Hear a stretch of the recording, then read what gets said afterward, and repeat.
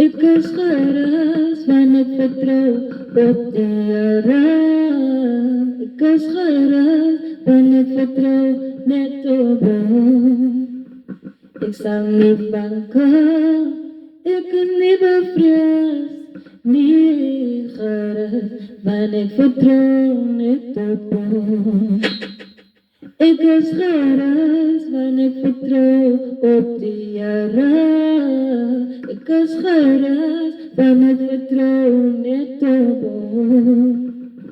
Ek sal nie banken, ek is nie bevrees, nie gerus want ek vertrou net op hom.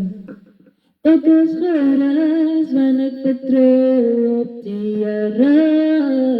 Ek is gerus want ek vertrou net op hom. Ek sal nie banken, ek is nie bevrees, nie gerus want ek vertrou net op hom. Victory through Christ. But thanks be to God, for in union with Christ, we are always led by God as prisoners in Christ's victory procession.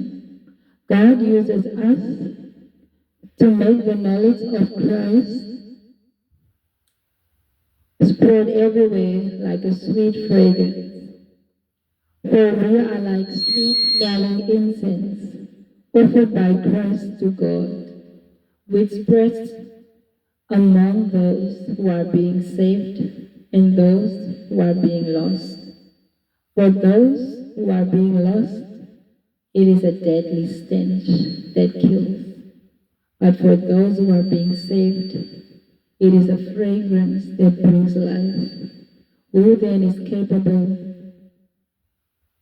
of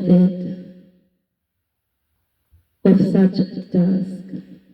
We are not like so many others who handle God's message as if it were cheap merchandise.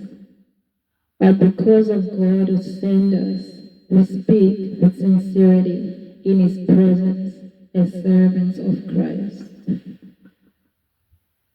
So vir die wat verlore gaan, is die boodskap soos 'n dodelike reuk wat hulle doodmaak. Maar vir die wat gered word, as dit soos 'n fragrance wat lewe bring. Elke Christen is 'n bron van lewe. Victory through Christ.